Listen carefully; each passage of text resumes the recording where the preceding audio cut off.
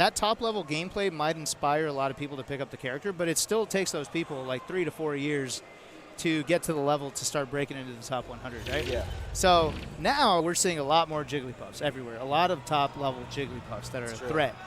And so right now, AMSA and Axe, those guys, they probably inspired a lot of Pikachus and Yoshis, but it's going to take a few years to start seeing them, like, as long as they keep it up, like, getting those spots, right? Because now what we have, I think we have, so we have Swift and we have Axe, and I think we got, do we have 3 Pikachus?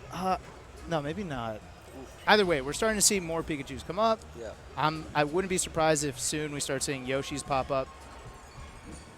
Yeah. I think I'm excited to see it. I just think that that I don't think people realize how good AMSA is. Yeah. Because when you start trying to play Yoshi, and then you start questioning, like, what is my neutral?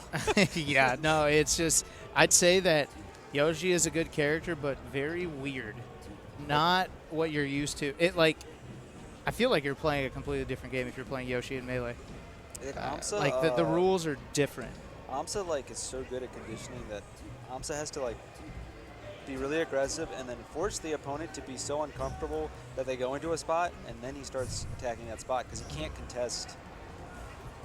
He can't contest you straight up. Yeah, like, with his moves. Like everybody, like, and like, it's kind. I know that he uses platforms to make it really hard to react to where he's going to be, but it's kind of just like predictable in a sense. Yeah. Like where he has to put the buttons. Yeah. So it's just like it's so good. I don't know, it feels like some other characters, like, they just have such strong options. Let me just throw this option at you a bunch of times. And obviously that's not that simple, but it does produce results. Whereas a character like Yoshi, you're not just flying at people with Nair. You just can't do that. Yeah. You can't double jump Nair at people. You can't say just do this, right? Like, you know how, like, if you get coaching for a Fox session or maybe like a Falco session, they might say just do this in this, like, just handle it this way.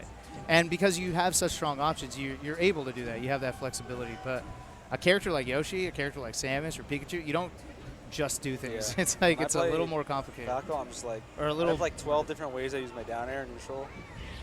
You know what I mean? What? With Falco, it's like I have 12 different ways I use my down air and neutral. So, and I'm just so like, just use your down air. trying it in different ways to see what will work in different situations. Yeah. And Yoshi's just like wave landed 12 times before so it's finally getting out of the hitbox. Yeah, not the learning curve, but the curve at which you start getting results is pretty damn steep. So you got to really be into it. Yeah. You got to really put in work to not be discouraged. Yeah. But if you get there, then it's worth it. Oh yeah. But so BeegYoshi, I'm guessing BeegYoshi's the Yoshi. Yeah. Struggling a little bit. This is one of Yoshi's worst matchups. Oh yeah, Sheik is tough. Any character that can combo Yoshi into death, Yoshi's in trouble with. Yeah. Like, consistently. It's a rare thing. Falcon too, so. And I don't know, it's not, like, I don't know to what percentage. Like, a lot of my chain grab knowledge is all messed up because I came from 2004, and chain grabs were infinite on every character. They, like, no one DI'd. So if you grabbed Yoshi as Sheik, it's just 0 to death. Same with Ganon on Sheik, both ways, right? And so, like Sheik grabbing Pikachu too. So I just thought that all of these were, like, guaranteed, and now I'm hearing, like, oh, it only works till 40%, and I've kind of, like, lost some knowledge on how far these chain grabs go. But I know that Sheik does have one on Yoshi. Yeah. I just don't know how powerful it is, like, at this point. Basically, it's chain grab for a small period, then it's just a combo tool, and then it's just a kill tool. Yeah. And that, like, again, that's like, definitely that is true, like Yoshi has to tank. Yeah. So if Yoshi can't tank against you because you can kill them with a throw, which is, I think it really is only those two characters, Falcon and Sheik. Yeah. And those are like the two matchups that even AMSA struggles with right now.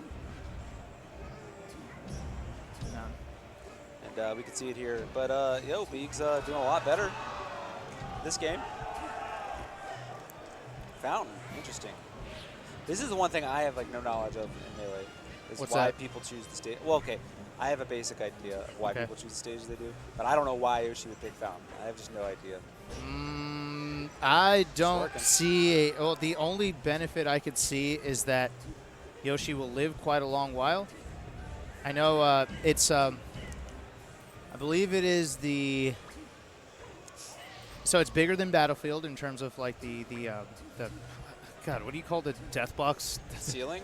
Ceiling? No, but there's there's a word for it. Blast zone. Blast zone. The blast zone is like furthest away in this stage compared to, well, the biggest is I think Dreamland, and then after that, I believe FD. Although I think this stage goes higher than FD. Gotcha. So in terms of longevity, you get a lot of that with Yoshi.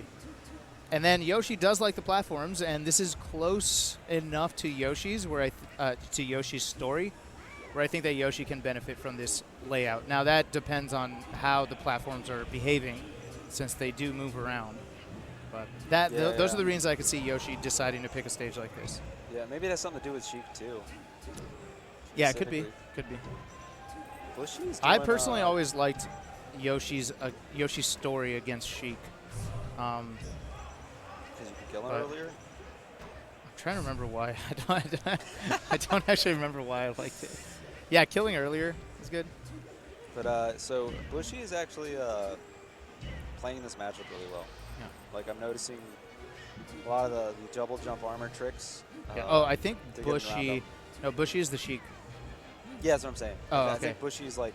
Oh, getting around the double jump stuff in this matchup. Oh, got it. I thought you were talking about Sheik's double jump armor. I'm like, what? Yeah. Excuse like me? earlier they broken. Countered the double jump nair with up air at the right time, like perfectly, like knew when Beeg was gonna press. Oh, good power shield. You didn't need to go that hard. You could have just gone for the forward air for the KO. So we'll see if that ends up biting them. Right. So if you know, I think the majority of players could like benefit tenfold just by getting confirms, just by getting the easy guaranteed stuff. I think people miss that way too often. Yeah, I agree with you on that. Yeah. I do it myself a lot. Yeah. You got to grind it. You think it's easy, but you got to grind those things. Yeah, a little bit extra pressure too. You're like, yeah. You hesitate, and then by the time you hesitate, Yep. go for it. You're not going to hit it, and then you're going to overextend. You're going to get hit. You feel stupid. Yeah. So then you just start not going for it, but then you have to go for it. Yeah. You just got to stop hesitating. Yeah. But all right, so Bushy, is that right? BushyMushy. BushyMushy. I think I got it right. Yeah. What a name. Moves forward. Takes it Good over stuff. Beeg. And then we got Curve coming up. I haven't seen Curve play. Curve also one of the top